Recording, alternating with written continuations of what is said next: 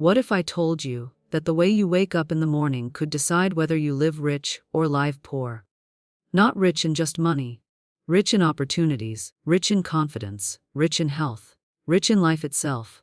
Most people roll out of bed, drag themselves into the day, and unknowingly press, repeat, on a life of lack. They don't even realize that the first words they speak, the first thoughts they think, the first emotions they feel are programming the entire flow of their day. Florence Scovel Shinn, a woman who shook the world with her wisdom nearly a century ago, revealed a secret. Your word is your wand. What you say, what you declare, becomes the script of your life. Imagine carrying a magic wand in your hand every morning, and with one stroke, you could write your day. Would you wave it carelessly, or would you write yourself into wealth, joy, and miracles? Think about it. When you wake up and say, "I'm tired," haven't you noticed how the day drains you? When you say, "I can't afford it," doesn't life echo back with more bills, more struggle? But when you dare to say, "Today is rich, today I prosper, today, everything flows to me easily," doesn't the air itself feel lighter? Doesn't the day somehow bend in your favor? Florence wasn't teaching fairy tales. She was teaching universal law. Energy responds to intention. Words create vibrations, and vibrations attract realities. Here's the mistake most people make. They think starting the day rich means checking their bank account or waiting for something to happen. No. Starting the day rich is an inside job. It begins before you even leave your bed. Let me tell you a story. There was a man who woke up every morning saying the same thing: "Nothing ever works out for me." Guess what? Nothing ever did. His life was one long cycle of disappointment. One day, someone challenged him. "What if you change your words for just 21 days? So he did. He woke up each morning and declared, "Everything I touch prospers." Do you know what happened? Within 3 weeks, he got a promotion, unexpected money came in, and his relationships improved. Same man, same life, different words. It's like tuning a radio. If you set the dial to static, that's all you'll hear. But if you adjust the dial just slightly, suddenly music fills the air. Your words are that dial. Your morning is that moment of tuning. So ask yourself, what station are you tuned into every morning? Static or symphony? Poverty or prosperity? Fear or faith? Starting your day rich doesn't mean ignoring problems. It means commanding the day with power instead of surrendering to chaos. It means saying, "I am rich in opportunities, rich in love, rich in health, rich in wisdom," before the world tells you otherwise. Florence taught something bold. Never voice lack, only voice abundance. Why? Because the universe doesn't argue, it obeys. If you say, "I never have enough," the universe nods and says, "As you wish." But if you say, "My supply is endless, my wealth is constant," the universe nods just the same. Now you might be thinking, but isn't that just positive thinking? No. Positive thinking is a surface trick. This is deeper. This is aligning with the law of life itself. This is rewiring your inner script. Let me ask you, if you had the chance to walk into a vault every morning and take out as much as you wanted, would you walk in with empty hands? Of course not. But every morning life hands you a vault called a fresh day. Some walk in empty. Others walk in declaring, "This is my day of wealth, my day of joy, my day of success." And they leave full. That's the choice. That's the secret. You don't wait for life to make you rich. You start rich. You declare rich. You live rich. So tomorrow morning, when your eyes open, don't let the old script run. Pause. Breathe. And then, with power in your voice, say, "Today is rich. Today I prosper. Everything flows to me now." And watch how the world bends to your command. Because the truth is, you were never meant to live small. You were never meant to live poor. You were meant to live rich. In every sense of the word. So I ask you, are you ready to start your day rich? Because the moment you do, life will never be the same. And here's the line I want you to carry with you like gold. Don't wait to be rich. Wake up rich. Your first thoughts and words in the morning set the tone for your entire day. Florence Scovel Shinn taught that words hold creative power. Your word is your wand. Declaring lack invites more lack. Declaring abundance invites more abundance. Starting the day rich means claiming inner wealth before outer circumstances change. Real life change begins by shifting your morning declarations from fear to faith. Don't wait to become rich. Start your day rich, and life will follow.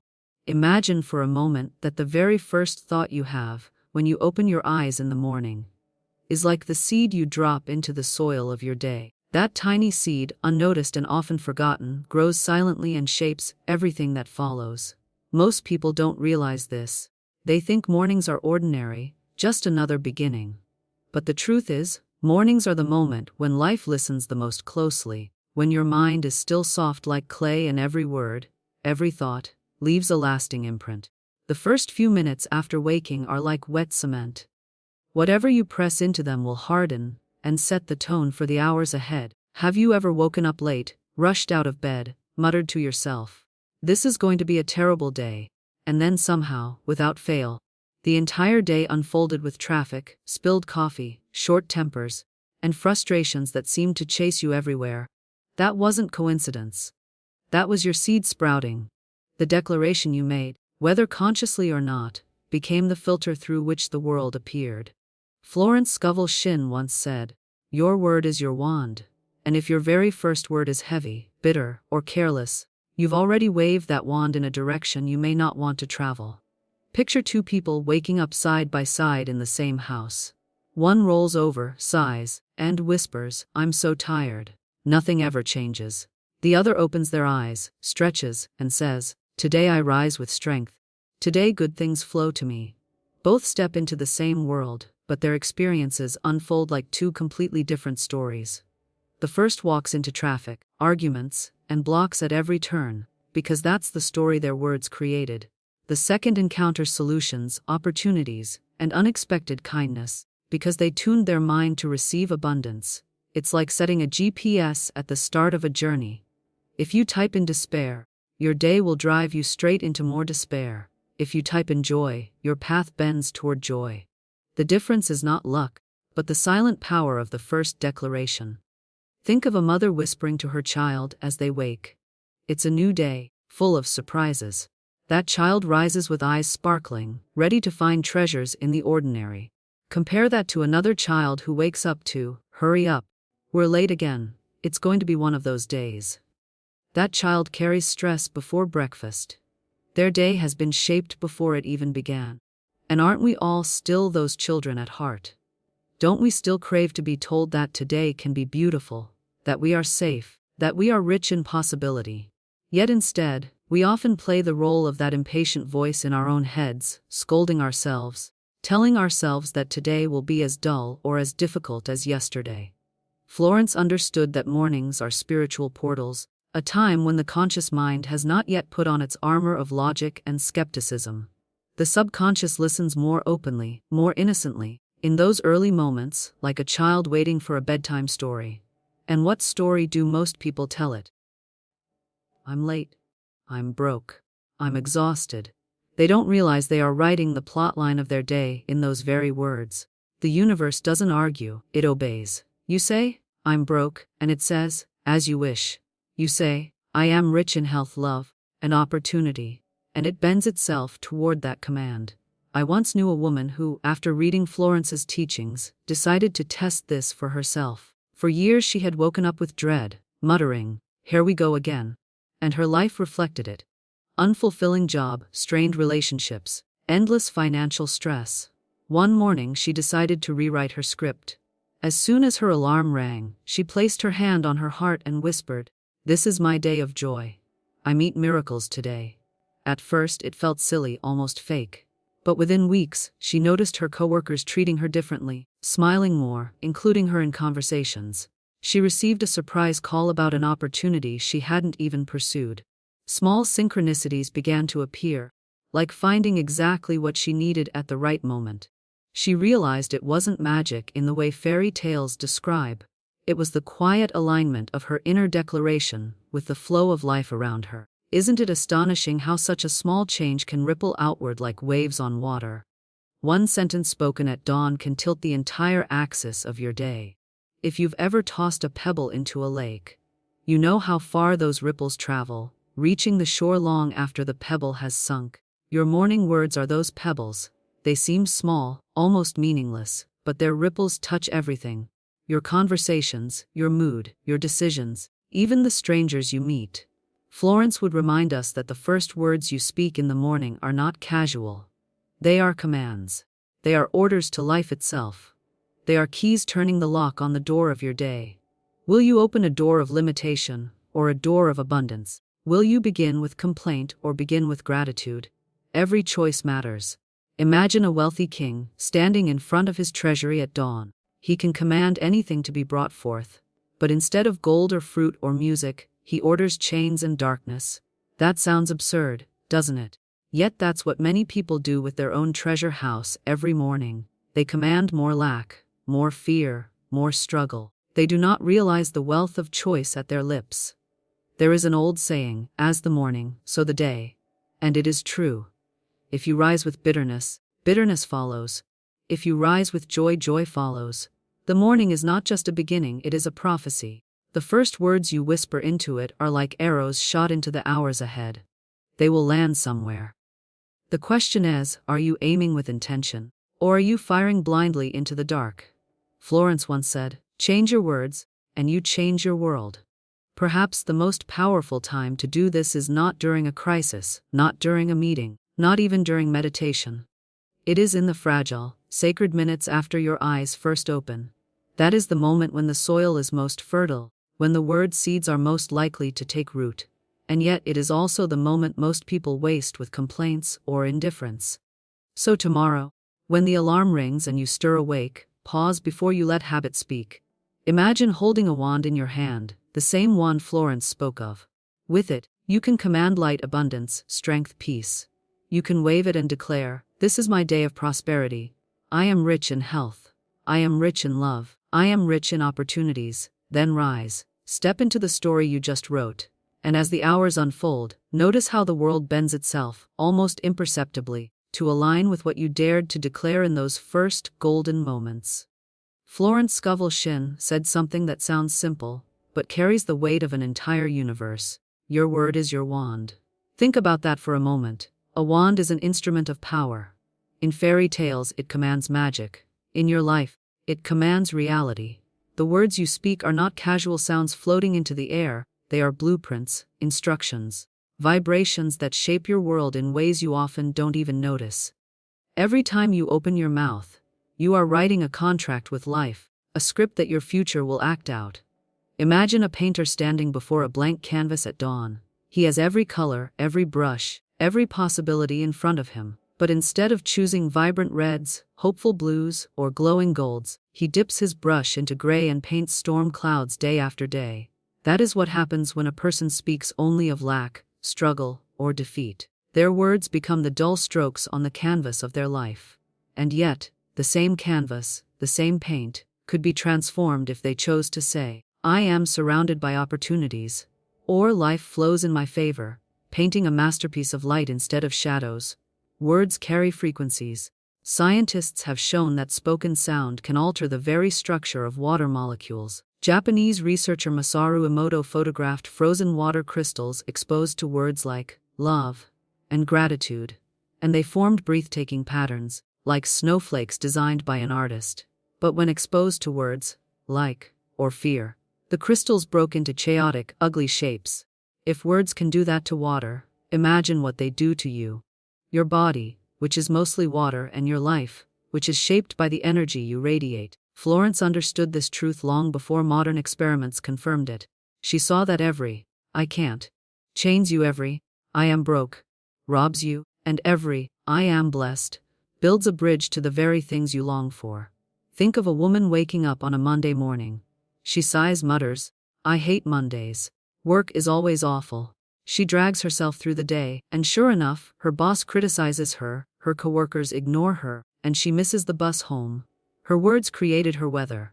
Meanwhile, across town, another woman wakes and says, today is full of unexpected blessings.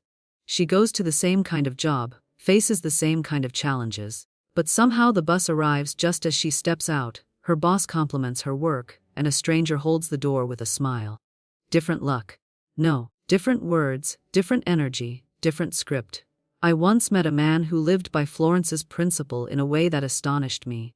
Years ago, when his business collapsed, everyone around him expected him to drown in despair. But each day, He stood before the mirror and declared, "Everything I touch prospers. My wealth returns multiplied." His friends laughed, some even pitied him, but within months, opportunities appeared as if drawn to his words. An old client reached out, a new idea took root, and slowly his finances revived. He told me, "I never let my words describe my lack. I let my words describe my vision." That was his wand, and he wielded it well. Florence's wisdom reminds us that words are never empty. They are seeds, they are arrows. They are contracts. When you say, "I can't afford it," you close a door. When you say, "I am open to wealth in surprising ways," you open one. When you repeat, "I'm always unlucky," life arranges itself to prove you right. But when you insist, "Everything works out in my favor," life bends and stretches to honor that command. The universe does not argue with you, it echoes you. Think of the last time you spoke about yourself, without realizing how powerful your words were. Maybe you laughed with friends and said, "I'm always the broke one," or, "I'll never catch a break." You thought it was harmless, just conversation. But those words are instructions, and the subconscious listens to every single one. On the other hand, imagine saying, "I always find a way. Opportunities are always around me." How different would your energy feel? How differently would you walk into a room, negotiate a deal, or greet a stranger? It's almost as if words are invisible architects, drawing the floor plan of the life you will live tomorrow. Florence wanted people to understand that every declaration is an act of creation. You don't need spells or rituals, you are already casting them every time you speak. The real question is, are you building palaces with your words, or are you building prisons? So, when she said, "Your word is your wand," she was handing us a key, a truth that can feel both terrifying and liberating. Terrifying because it means we have been shaping our lives, for better or worse, with our careless words. Liberating because it means we can change it at any time, starting now, with a single new declaration. Every time you say, "I am rich in health, love, and wealth," you are waving your wand and summoning that reality closer. Every time you declare, "Good things are chasing me down," you are inviting blessings to run in your direction. Words are not merely reflections of your reality. They are the builders of it, the quiet architects that decide what stands and what crumbles. And once you begin to understand this, you will never again throw words into the air casually, because you will know that each one is a command waiting to be fulfilled. Declaring lack invites more lack. Declaring abundance invites more abundance. It sounds almost too simple, yet life proves it over and over again. Think about the times you've said, "I never have enough money," or "I'm always running out of time," or "Nothing ever works for me." Didn't life find a way to agree with you? Bills appeared unexpectedly, time slipped away faster, obstacles multiplied. It is as if the universe leaned in and whispered, "As you wish," echoing your declaration. Lack feeds on the words that name it, and once spoken, it seems to multiply like shadows in a darkened room. Imagine a man walking through a marketplace. In one hand, he holds a bag labeled abundance, and in the other, a bag labeled lack. Whichever bag he opens is the one that fills. If he constantly reaches into the bag of lack, he finds only emptiness. And yet he continues to pull from it, certain that someday it will give him something different. But if he dares to open the bag of abundance, even once, treasures spill out, ideas, opportunities, kindness, money, health. The bags have always been there, but his choice of which to open is determined by his words. Florence Scovel Shinn understood this principle so deeply that she taught her students to never voice lack. She said, "Do not speak of failure, do not speak of limitation. Speak only of abundance, for what you voice, you invite." There is a story of a woman who constantly said, "I can't afford it." Each time she spoke those words, her financial troubles grew heavier. Someone suggested she replace those words with, "I have all that I need. The money I require arrives at the right time." At first it felt like a lie, like play acting. But as days passed, she noticed small shifts. A forgotten refund check arrived. A friend treated her to a meal. An opportunity for extra income appeared. It was not that her circumstances suddenly transformed overnight, but her words began to plant seeds that sprouted in surprising ways. It's the same with relationships. A man once told me, "I'm unlucky in love. No one ever stays." He repeated this story to everyone who would listen. almost wearing it like a badge. And true to his words, every relationship ended in disappointment. Then, after studying Florence's teachings, he began a new declaration: I am worthy of lasting love. I am surrounded by love wherever I go. Within months, he met someone who reflected that affirmation, and the relationship blossomed. His old declaration of lack had created an endless cycle of loss. His new declaration of abundance broke it. Words of lack shrink your world. They tighten your chest, dim your vision, and close doors before you even reach them. But words of abundance expand it. They open your heart, sharpen your eyes to see opportunities that were invisible before, and swing doors wide. Have you ever noticed how two people can walk into the same situation and come out with completely different outcomes? One complains, "There's nothing here for me," and leaves empty-handed. The other says, "There must be something here waiting for me," and finds exactly what they need. It isn't chance, it's the vibration of their declarations. It is like walking into a room with two sets of glasses. One pair is scratched and clouded, making everything look gray and hopeless. The other pair is clear, showing light, detail, and beauty. Words of lack are the scratched lenses, they distort reality. Words of abundance are the clear ones, allowing you to see the possibilities that were always there. When you keep saying, "I can't," your mind won't even look for how you can. But when you declare, "I can and I will," your brain, your energy, and even the world around you begin to rearrange in harmony with that belief. Florence believed that declaring abundance was not pretending, it was aligning with truth. She said, "Infinite spirit is never too late. Infinite supply is never exhausted." When you declare abundance, you are not lying to yourself. You are speaking into existence what is already waiting for you in the unseen. Lack is the illusion, abundance is the reality. But your words decide which one you live in. So the choice is always before you. You can walk through your day declaring what you don't have, what you can't do, what you've lost, and watch life echo it back until it feels suffocating. Or you can declare, even in the smallest whisper, "I am rich in blessings, rich in opportunities, rich in love," and begin to watch your life rise to meet those words. Declaring lack closes the door. Declaring abundance opens the window, lets the light in, and shows you a world that was there all along, waiting for you to claim it with your words. Starting the day rich is not about glancing at a bank balance, counting possessions, or waiting for circumstances to shift in your favor. It begins long before the world greets you, long before you check your phone, long before the first problem of the day knocks on your door. It begins in the quiet sanctuary of your own mind, in those fragile, golden minutes when you first awaken. It is an inner wealth, a reservoir you choose to draw from before you step out into the noise of life. Florence Scovel Shinn understood this deeply when she said, "You can't wait for abundance, you must declare it." She was teaching us that prosperity is not built from the outside in, but from the inside out. Imagine someone waking up to an empty room, bills stacked on the table, and uncertainty in the air. Most people would let fear write the script for their day. "I don't know how I'll get through this. Nothing is working." And the hours ahead would follow that script faithfully, with more obstacles, more worry, more proof of lack. But what if that same person, despite the emptiness of the room and the heaviness of the bills, sat up and whispered, "I start this day rich. I am rich in strength. I am rich in faith. I am rich in solutions that will appear as I need them." Even before anything has changed outwardly, something shifts inwardly. The posture straightens, the breath steadies, the mind opens, and strangely, as the day unfolds, unexpected help arrives, creative ideas spark, and moments of grace appear where none seemed possible before. This is not denial. This is choosing to start rich within, so that the outside can catch up. Think about the times you've met someone who had very little in material terms, but radiated a presence that made you feel they lacked nothing. They carried themselves as though they owned the world, not in arrogance, but in calm certainty.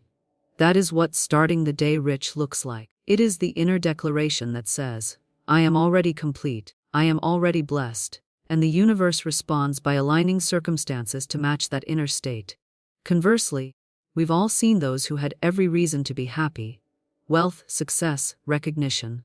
Yet they woke each day with a sense of emptiness, repeating to themselves, It's not enough, I'm not enough. No matter how much they accumulate, their days feel poor, because poverty is not just in the wallet, it is in the mindset. Florence often reminded her students not to wait for visible signs of prosperity before claiming it. She knew that waiting makes you a beggar, but declaring makes you a creator. There's a story of a young man who wanted desperately to start a business but lacked funds. Every morning, instead of saying, "I don't have enough," he stood before the mirror and said, "I start this day rich in ideas, rich in connections, rich in unseen opportunities." Within weeks, he met someone at a coffee shop who introduced him to an investor.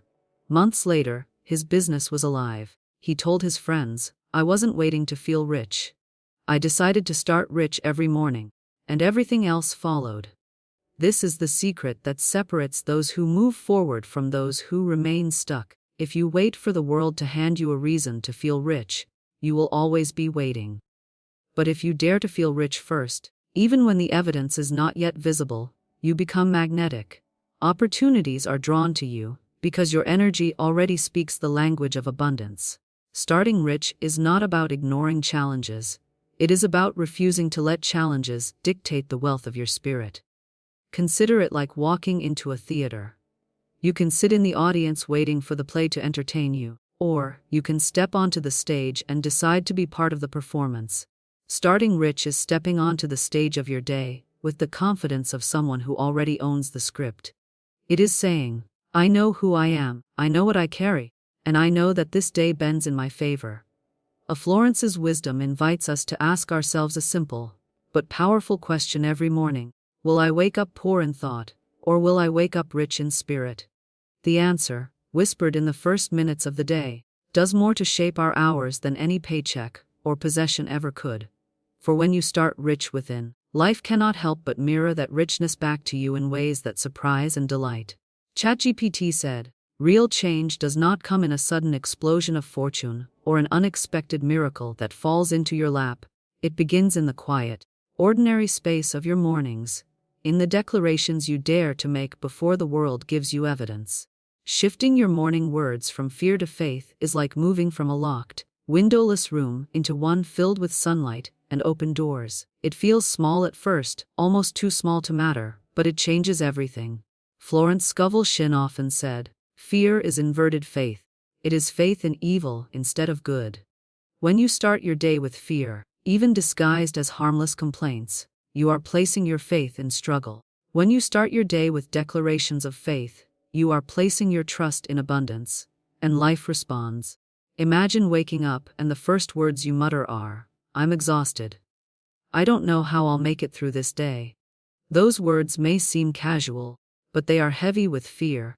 The fear of not having enough energy, not having enough strength, not being enough. The hours that follow bend themselves to confirm that story meetings feel longer, traffic feels worse, people seem colder. Now picture waking up in the same bed, on the same morning, with the same challenges ahead, but choosing to whisper, "I am guided today. I am strong enough for everything that comes. Something good is waiting for me." You haven't changed the outer world, but you've shifted the lens through which you will see it. That simple act of faith begins to rearrange how the day feels, and slowly, how it unfolds. I once heard about a teacher who dreaded facing her classroom every day. She confessed, "Every morning, I would say to myself, 'These kids are impossible. They never listen.'" And true to her words, the children mirrored her declaration, restless, noisy, uncooperative. One summer, she read Florence's work and decided to experiment. When the new school year began, she started each morning with, "My students are eager to learn. They respond to me with respect. Today will be full of breakthroughs." She admitted it felt strange at first, almost like lying to herself. But within weeks, her class began to change. The same children who had been difficult grew calmer, more engaged, more responsive. What changed was not just the students, but the energy she brought into the room, fueled by her words of faith, instead of her words of fear. Fear is sneaky. It dresses itself in ordinary clothes. "I can't afford this. I don't have time. Nothing ever works for me." These phrases don't sound dramatic, but they are declarations of faith in lack, and once spoken, they train the subconscious to look for more lack. Faith, on the other hand, sounds like, I always have what I need at the right time, or, life supports me in surprising ways. At first, it may feel untrue. But words of faith are not about describing the present. They are about shaping the future. Florence called them affirmations of truth, seeds you plant even when the soil looks barren. Think of a farmer standing in a field in early spring. The ground looks empty, the air still cold, but he plants seeds anyway. If he waited until he saw evidence of crops to plant, nothing would ever grow. Declarations of faith are those seeds. Declarations of fear are weeds, and whichever you plant in the morning is what you will harvest by evening. I knew a young man who lived in constant fear of failure. Every morning he told himself, I'm not good enough, I'll mess this up. And everywhere he went, he carried the weight of those words. He failed interviews, lost opportunities, and withdrew from challenges. One day, after hearing Florence's teaching, he made a small but radical change. Each morning, before his feet touched the floor, he declared, I am fully equipped for success. I am in the right place at the right time. Life favors me. Within months, he landed a job that matched his skills, made new friends, and began to carry himself with quiet confidence. Nothing magical fell from the sky. He simply shifted his faith from fear to abundance, and life mirrored it. Florence was clear, never voice lack, only voice abundance. She understood that fear is contagious, but so is faith. When you start your morning voicing faith, even in a whisper, you not only change yourself, but also the way others respond to you. People sense it, doors sense it, opportunities sense it. The world bends toward someone who dares to begin their day anchored in faith instead of fear. Life does not wait for you to be ready. It responds to the script you hand it, and the script is written in the words you choose each morning. Florence Scovel Shinn taught that the universe is not a judge, it is a mirror. It does not argue with you, it simply reflects back what you declare. If you wake and say, I never get a break, the universe nods in quiet agreement and arranges the day to prove you right. If you dare to declare, everything flows to me with ease, the universe nods just the same and rearranges events to match that expectation. It is not about punishment or reward. It is about resonance, about the law of echo that Florence revealed when she said, your word is your wand. Think of it this way. A singer steps onto a stage in an empty concert hall. She sings a single note, and the hall does not argue. It echoes back exactly what it was given. That is how life responds to your words. If you fill the hall with harsh, jarring notes of fear, complaint, or lack, that is what will return to you. If you fill it with clear, strong, and hopeful tones, then the echoes are rich and uplifting. The hall does not choose. The hall does not decide. It simply reflects. Life is the same. I once knew a man who constantly said, nothing good ever happens to me. It became his motto. He said it when he lost a job, when a relationship ended, when he missed the bus. He wore it like a coat, repeating it until it sank into every cell of his being. And true to his declaration, life gave him exactly what he spoke: disappointment, delay, missed chances. One day, someone challenged him. What if you're not unlucky? What if you're just calling more of the same with your words? He resisted at first, but eventually he decided to experiment. Every morning for a month, instead of repeating his old phrase, he whispered, good things chase me down today. Life delights in surprising me. At first it felt strange, almost laughable. But then small things began to happen. A stranger paid for his coffee. An old friend called offering work. He found money he had forgotten in a jacket pocket. By the end of the month, his days felt lighter. Not because the universe suddenly liked him more, but because he had finally given it new words to echo. Florence understood this principle long before people called it manifestation. She knew that language is not harmless, it is magnetic. When you say, I'm always broke, you are magnetizing lack. When you say, my wealth flows constantly, you are magnetizing abundance. She insisted that the universe does not distinguish between what you want and what you fear. It only hears what you declare. That is why voicing complaints is so dangerous. You are scripting more of the same. That is why voicing abundance is so powerful. You are scripting a new reality before it arrives. Imagine standing in front of a mirror each morning. If you frown, the reflection frowns back. If you smile, the reflection smiles too. You would never expect the mirror to change first, to smile before you do. Yet that is how many people live, waiting for life to reflect abundance before they declare it. Florence reversed that thinking. She taught declare it first, and life, like the mirror, cannot help but follow. There is a story of a woman who was drowning in debt. Every morning she repeated to herself, "I'm in debt. I'm stuck, I'll never get out of this hole." And with each repetition, her bills grew heavier, her anxiety deeper. One day, she read Florence's words. Do not voice lack, voice abundance. She decided to shift her script. Each morning she said, I live in a universe of endless supply. Money comes to me in perfect ways. My needs are always met. At first her circumstances did not change, but her fear began to loosen its grip. She started noticing opportunities she had overlooked, like small freelance jobs, supportive friends, and unexpected discounts. Over time, her debt shrank, her income grew, and she realized that the turning point had not been the arrival of money, but the change in her morning declarations.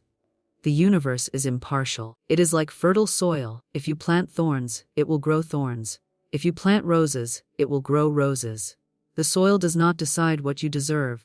It simply grows what you plant. Your words are those seeds. Florence taught that the soil of life is always ready, always waiting, but it can only produce what you sow. To complain is to sow weeds. To declare abundance is to sow fruit.